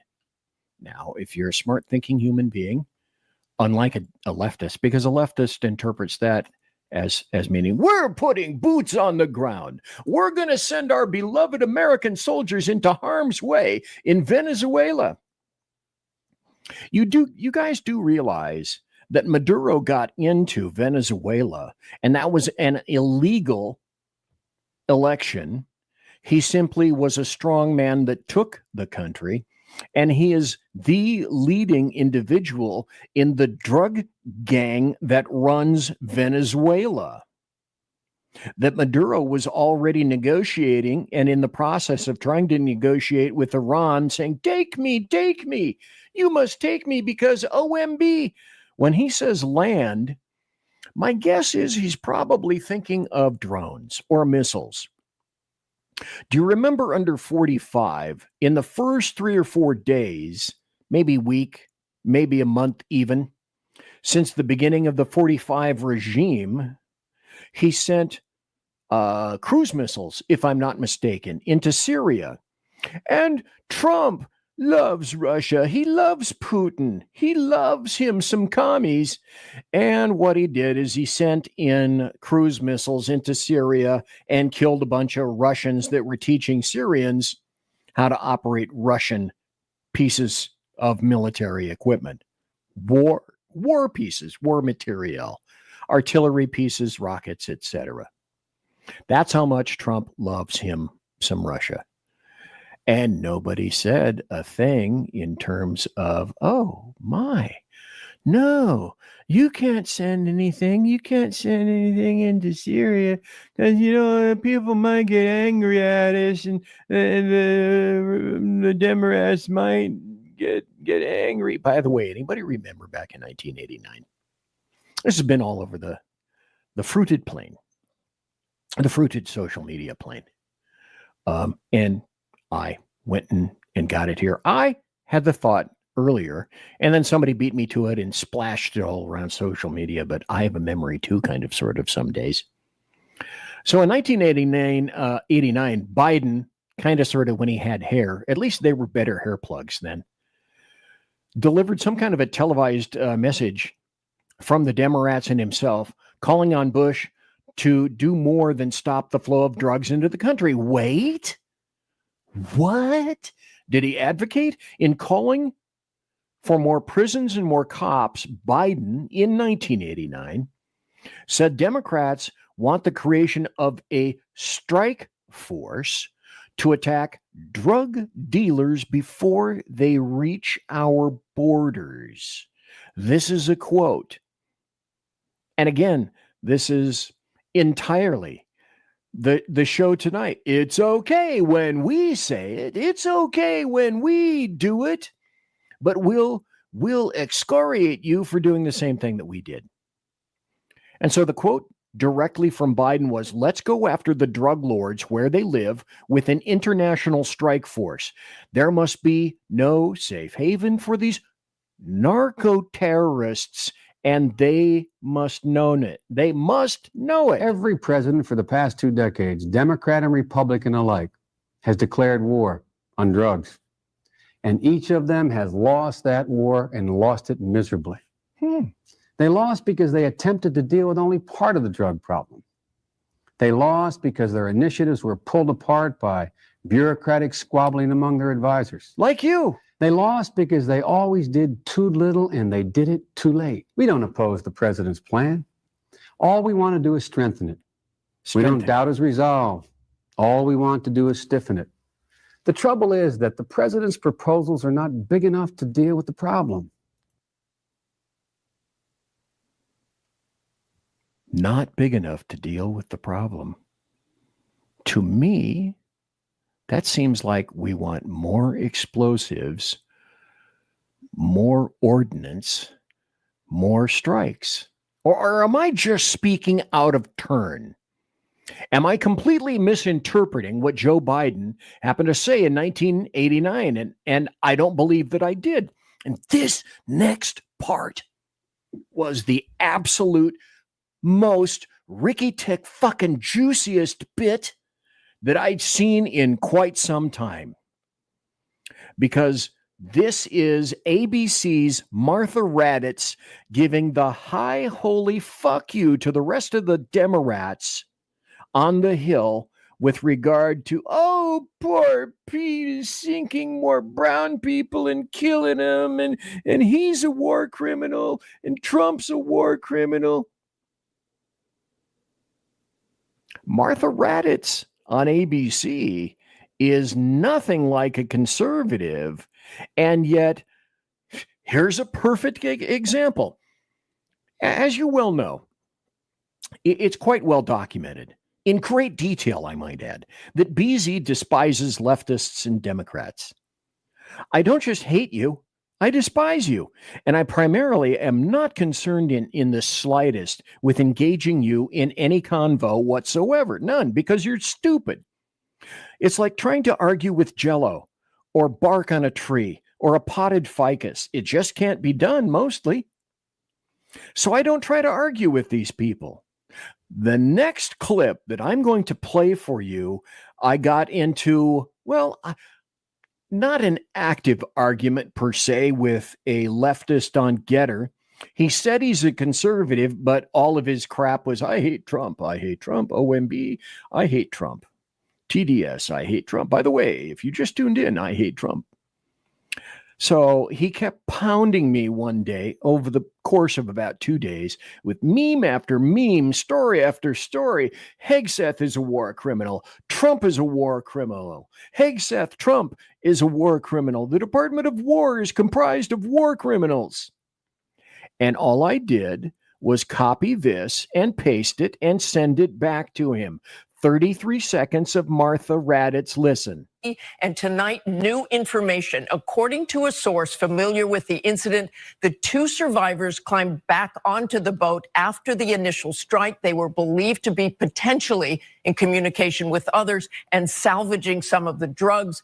Because of that, it was determined they were still in the fight and valid targets. A JAG officer was also giving legal advice. So, by the way, did you know that a JAG officer is called a JAG-off? again, David, that video will be key, and Admiral Bradley will be on the Hill tomorrow behind closed doors. So it's like, Mikhail, stop. And wouldn't you know it, after I sent that piece to him, I never heard anything back from this guy at all. I think I can do this in the next couple of minutes. You know, Mission Ready Men, Earl Jackson, had a great show this morning. And you can go to the SHR Media YouTube channel, and you can go watch Mission Ready Men by Earl Jackson and his show this morning. Because he went into what I would consider to be a greater amount of detail than I have the time or inclination to do tonight. Mostly because he's already carried it. And mostly because I've weighed in on this topic any number of times. I may weigh in a little bit further detail perhaps next week. But essentially, Earl went in and said something similar to, and I've been called a defeatist by pointing out some facts to conservatives or Republicans. I think mostly Republicans. And I'm not positive enough. Well, I'm a realist, and I have to look at history. And one of the things that history and Santayana have taught me is that the best predictor of future performance, or the last, or the lack thereof, I should say, is past performance, or the lack thereof. It's generally a fairly good indicator of what you've seen in the past will likely, more than likely, be replicated in the future. Now, if you apply that to the Republicans, then that's why I started to say we have to come to grips as Republicans and conservatives. Am I a registered Republican? I am not. Was I at one time? Yes, I was. I used to send money to the RNC. I do not do it anymore because they have historically pissed away all of my very good taxpayer dollars. So I send money specifically to individuals. And there are some people who are within the sound of my voice who know and have been recipients of some of my largesse in politics and out of politics. So I do not send money to the RNC, but I am still a contributor on a halfway decent scale. Not a massive scale by any stretch of the imagination whatsoever.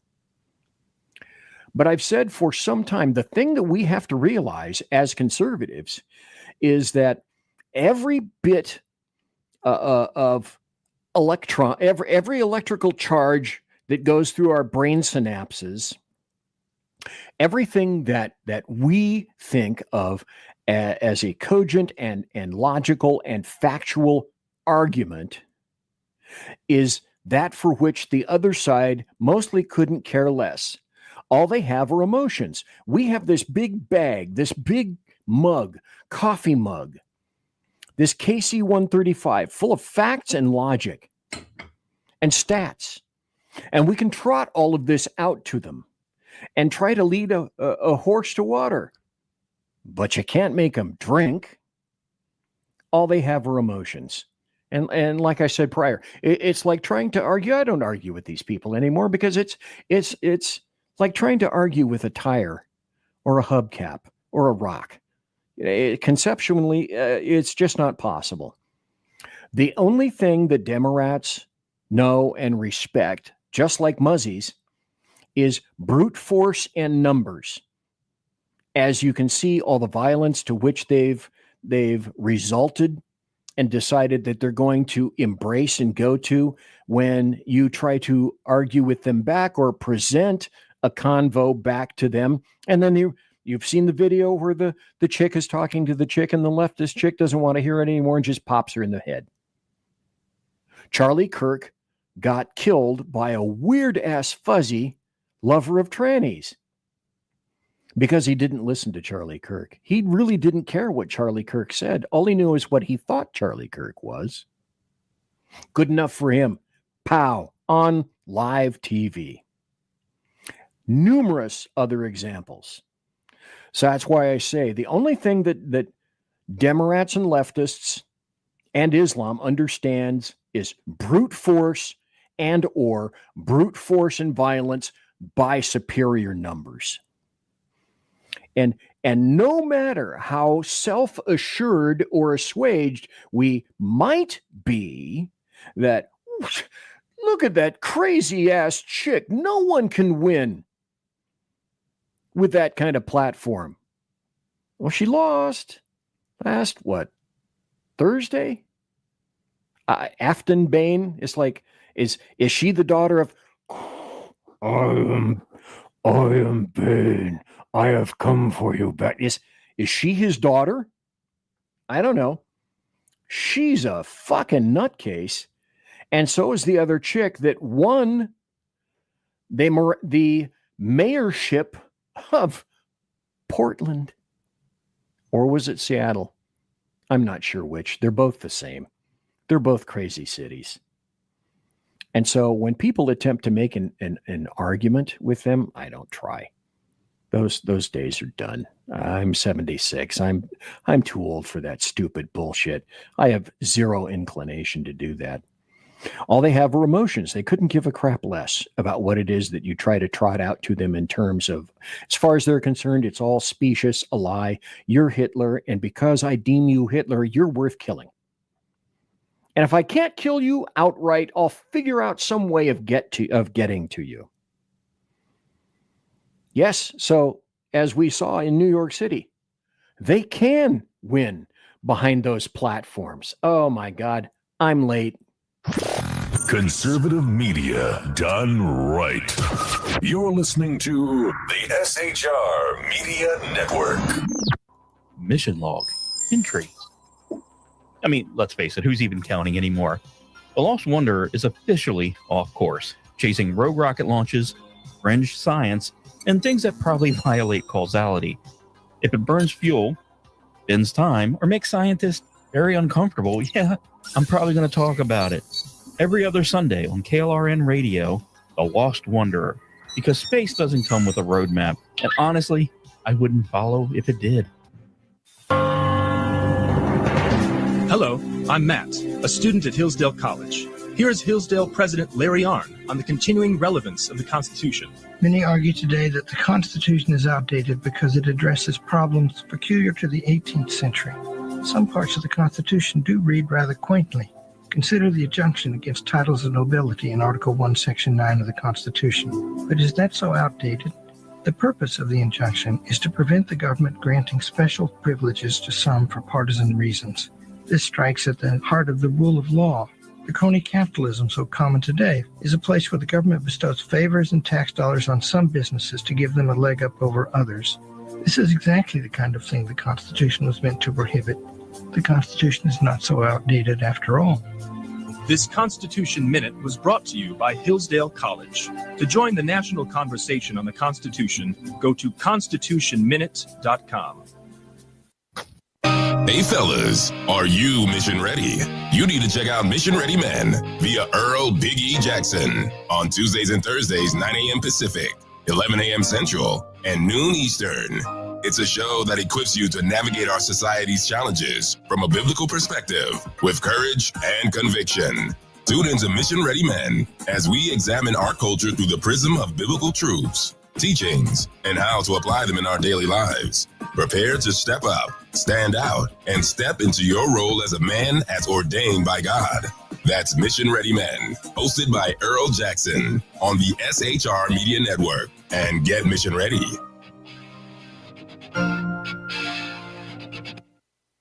Want to make an immediate difference in the life of a critically ill child? You have the ability to do that right now. Make a donation to Dream Makers for Life. the organization that restores dreams to seriously ill children and their families. You can sponsor a dream pack for a child, which contains a clear PVC backpack, a dry erase board adventure coloring book, a journal, and dry erase markers to inspire a critically ill child to envision a future adventure and hope. Want to become a dream maker for life yourself? Go to dreamforlife.org. That's dreamforlife.org. Help a child. Help a family. There is always hope. You're listening to the SHR Media Network. And it's the final half hour of the show. Thanks to everyone for being here tonight. Thanks to KLRN for re-sizzling the show prior and for carrying it live tonight. Live tonight, BZ in the saloon with his flashing reindeer horn thing, whatever this is, and wearing his hat specifically from Leho Fuchs, because I was going to get a big dish of beef chow mein. Wahoo Werewolves of London. I was talking about the Republicans. And I was talking about, in reference to Mission Ready Men, Earl Jackson, and his show earlier this morning. And essentially what I was saying, and before I was so rudely interrupted by a break, which I created myself and hit the button for. So I guess it really wasn't all that rude. You know, when people say, oh, nobody can win behind those platforms, look at New York City. People were saying initially, oh, he can't win, a commie, muzzy, anti-Semitic, piece of shit, Islamic, lying, Takia loving, commie, piece of filth. Other than that, I love the guy. I really do love the guy. He can't win New York City. You know, of course, he won New York City. And now people are saying, oh, wait a minute. You know, oh, yeah. UBG says, look at the new AG in Virginia. Yeah, good point. Thank you. But Mamdani can't win. And now, because to be honest, I don't live anywhere near New York City. I already worked in New York City in the 70s. When it was worse then than it was now. It truly was a significant shithole under Lindsay at the time, which is why I never want to go back to the Northeast. I never want to go back to New York City. Never. And I said then and I said now, you know, the only thing that Mamdani needed and got, superior numbers. And all that, well, he can't win. He can't do that. I'm trying to use logic and rationality. Didn't make a damn difference. You can't argue with these people. I'm not convinced they're people. You know, initially it was Republicans versus Democrats. And then it became sort of right versus wrong, then left versus right. And now it's good versus evil. I got no problem, zero problem quantifying it in that way. It is, in fact, good versus eagle. Good is an eagle, okay? Don't cross paths and don't cross the streams. All they need and got were superior numbers on voting day. And so what we think or what we espouse, and here's our plan, here's our tactics, meaningless. The person who won a lot of crap for Trump and tried to do it in, you know, if we could somehow clone 10,000 Scott Presslers and send him all over the United States, we might actually be able to get something done. He was one of the primary individuals who got Trump elected and then got some of Trump's people elected, because it was all about getting out, working hard, and shoe leather. KOD, knock on doors. When I was in homicide, we went by the acronym of Goyakod, Goyakod. And Goyakod meant get off your ass, knock on doors. That's how you get crap done. But the Republicans are not really interested in doing any of that.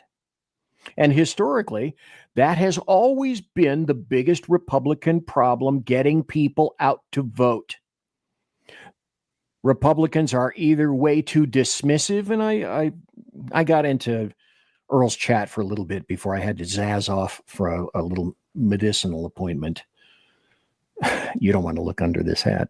You do not. And I said, it's like a bifurcated notation that we're losing. We're trying to make the argument that, these are the reasons why we're the better people. On the other hand, you're speaking to a can of Spam, and that's what these people have the intelligence of, minus the key so that you can even open it. Boy, am I speaking to a lot of people over the head who A, have no idea what the hell Spam is, and B, have never opened a can of Spam in their lives. Until the nukes drop, then you'll go, God, I wish I had a fucking can of rectangular Spam. Spam, spam, spam, spam, spam, spam, spam, spam. I love Monty.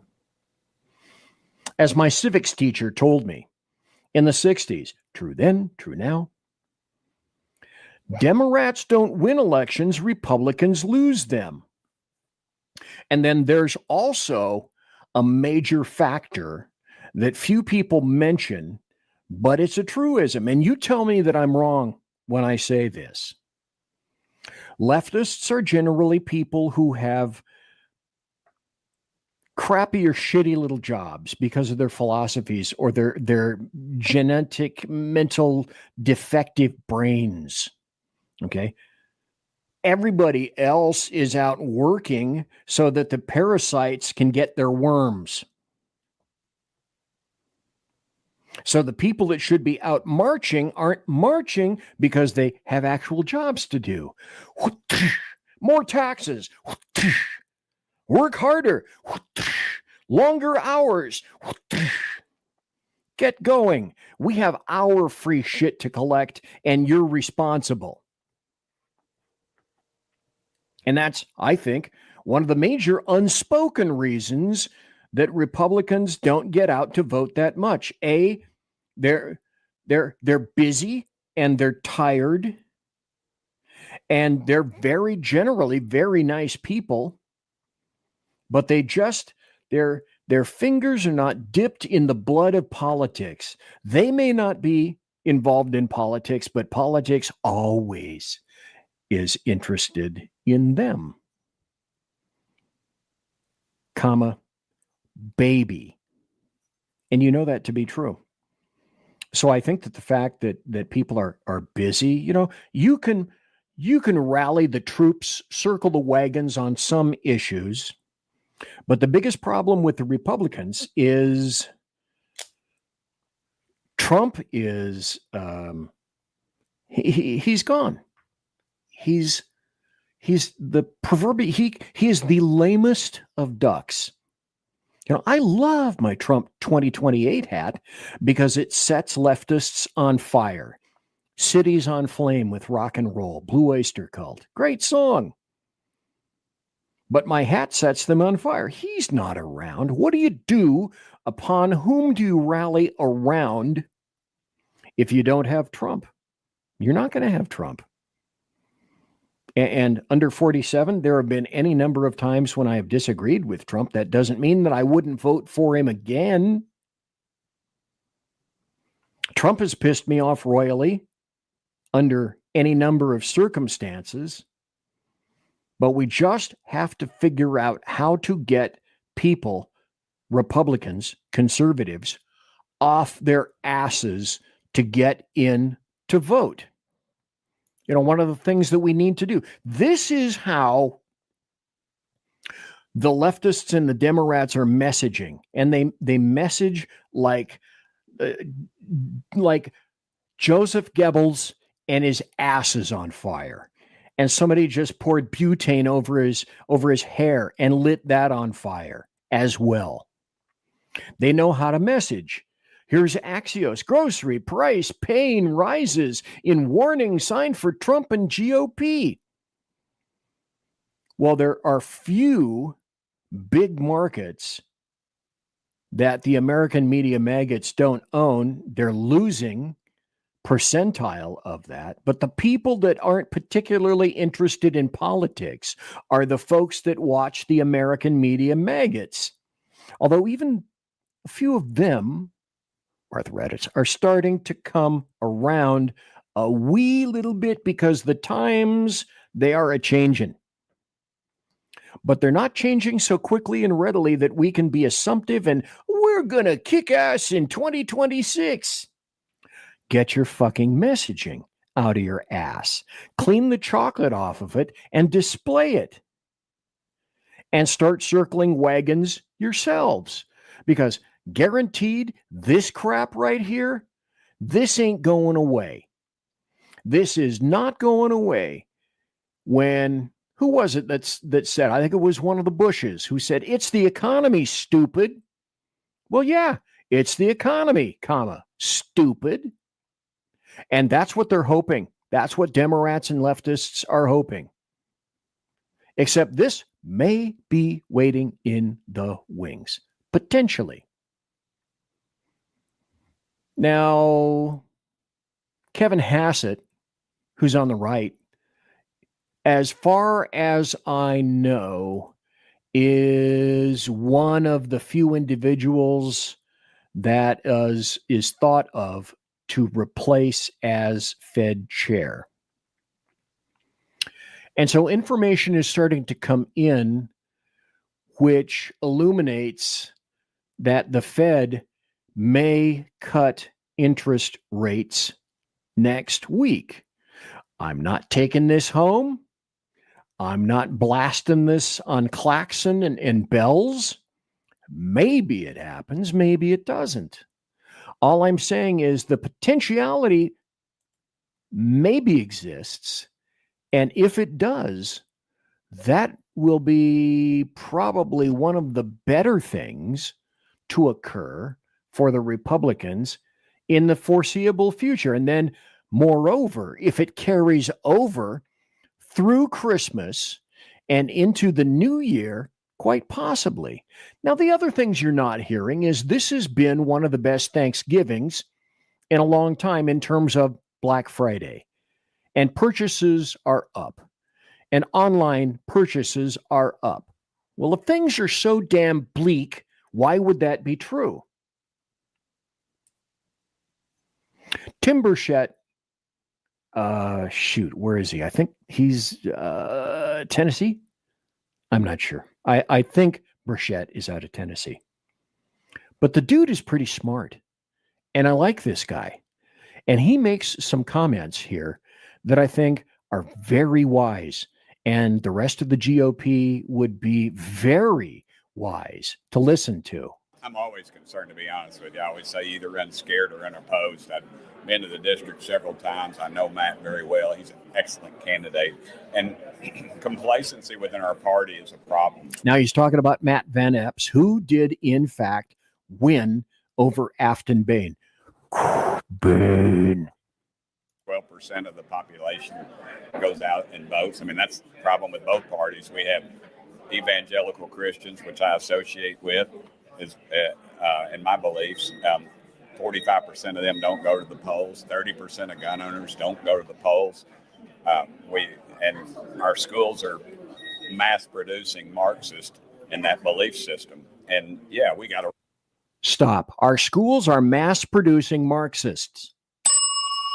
That's the first time tonight.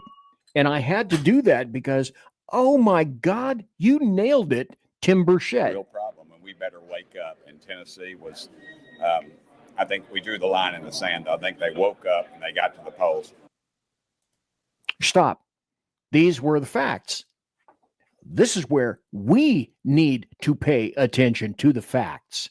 We can't afford to be emos. We must listen and heed the facts. The GOP has a huge complacency problem. Check. 45% of evangelicals.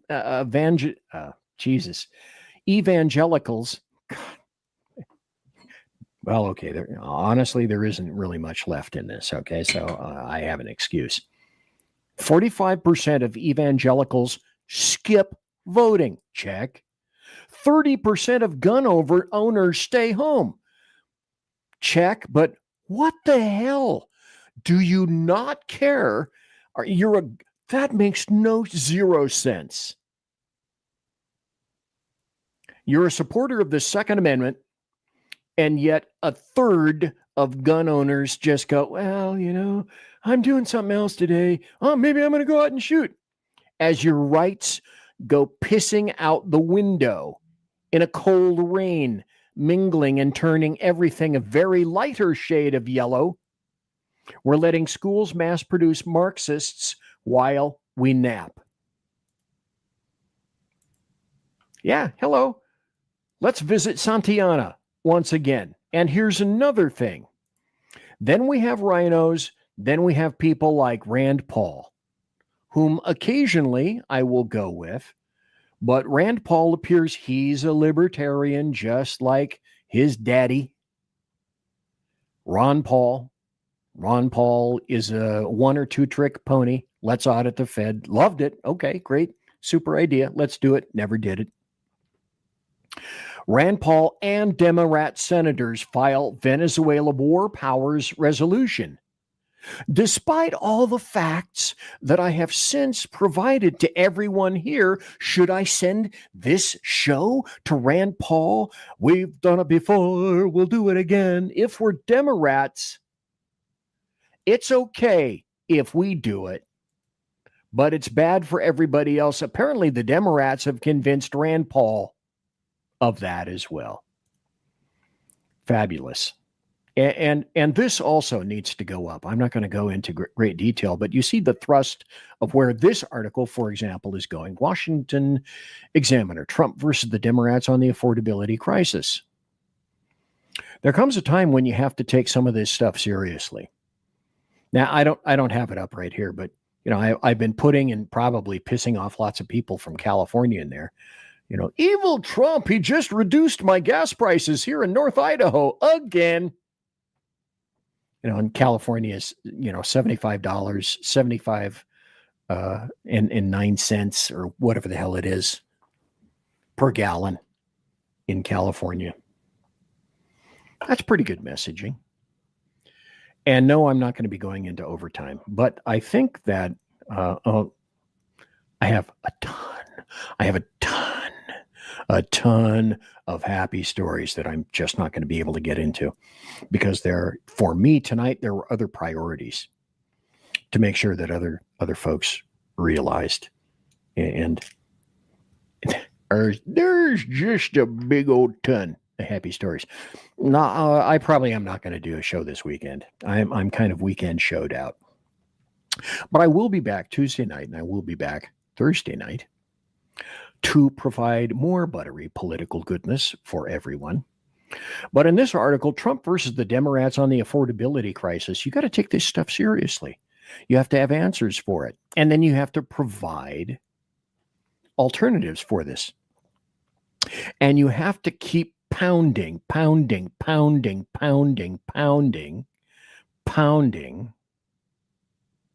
the message. The medium is the message.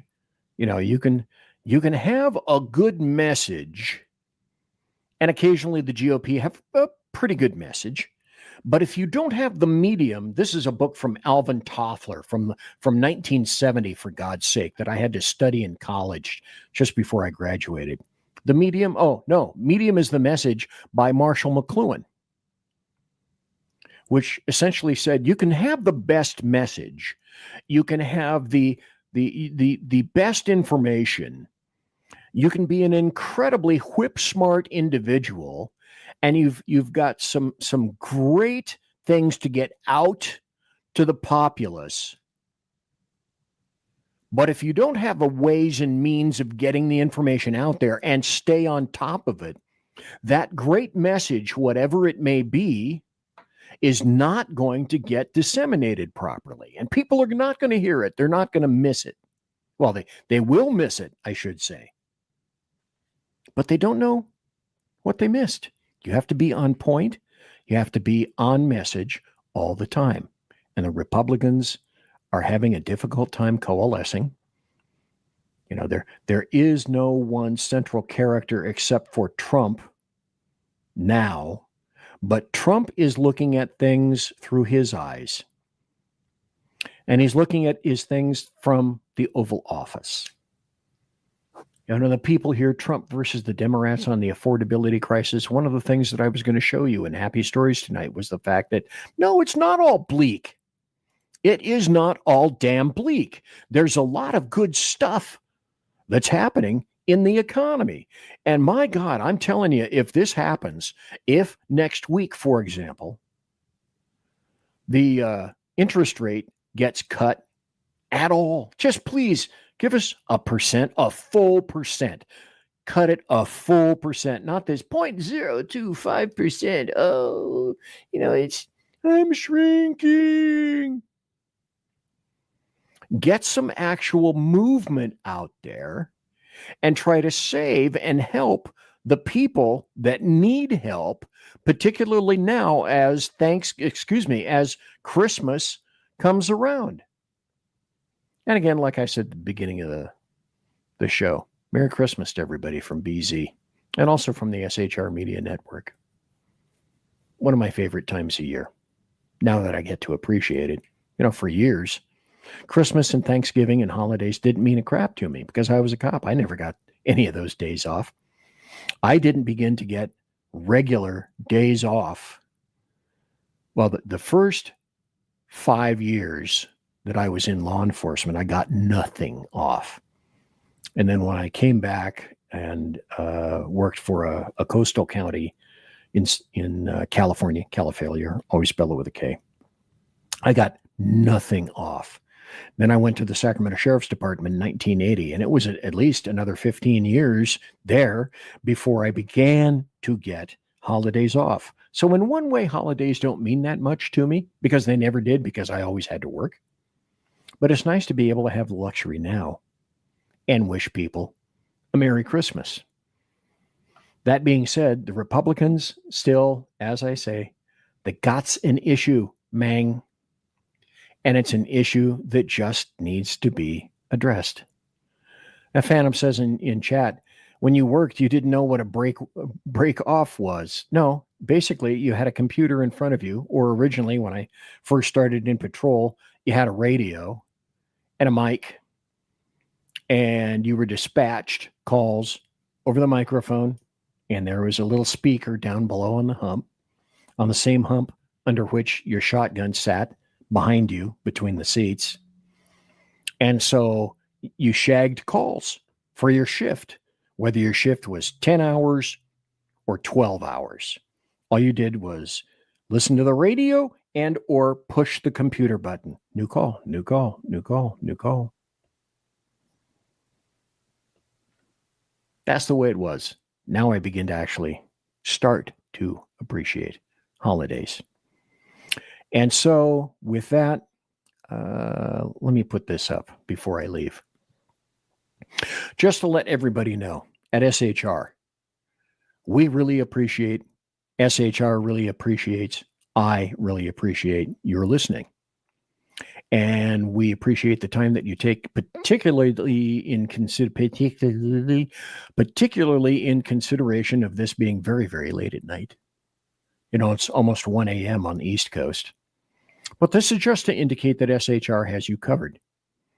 My show, Tuesday and Thursday nights, a late night show. And then I mentioned Mission Ready Men, Earl Jackson. He's got you covered Tuesday and Thursday at 9 a.m. in the morning. And then Monday and Wednesday, Sean Lewis from the Edge of Liberty. He's got you covered. And then Jersey Joe, the Reaver of Common Sense. He's got you covered Monday and Friday. And then I would be remiss if I also didn't mention my beloved buddies at KLRN, always doing great things and working in concert with SHR Media.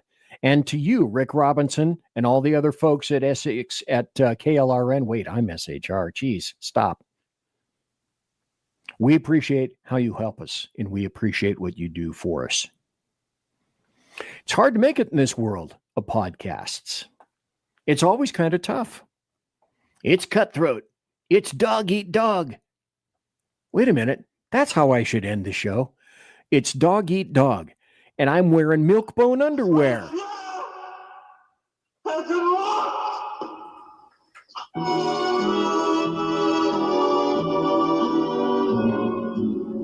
And with that, I must say, ladies and gentlemen, boys and girls, children of all ages, thanks for listening to BZ's Berserk Bobcat Saloon radio show, live and direct right here in the SHR Media Network, and carried tonight graciously and kindly by Rick Robinson, KLRN.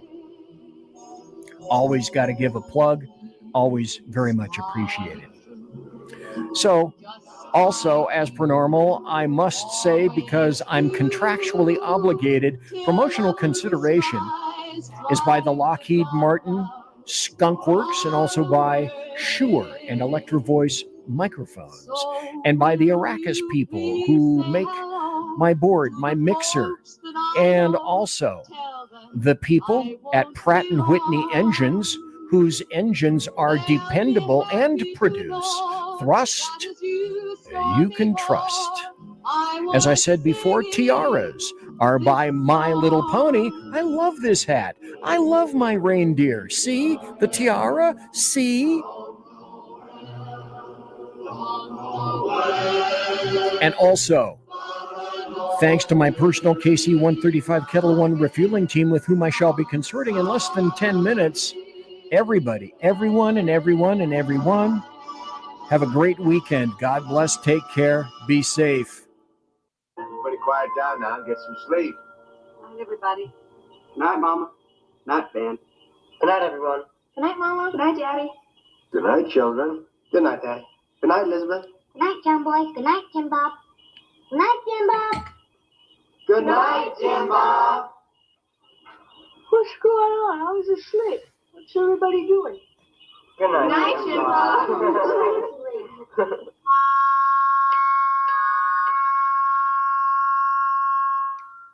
Good night, and good luck.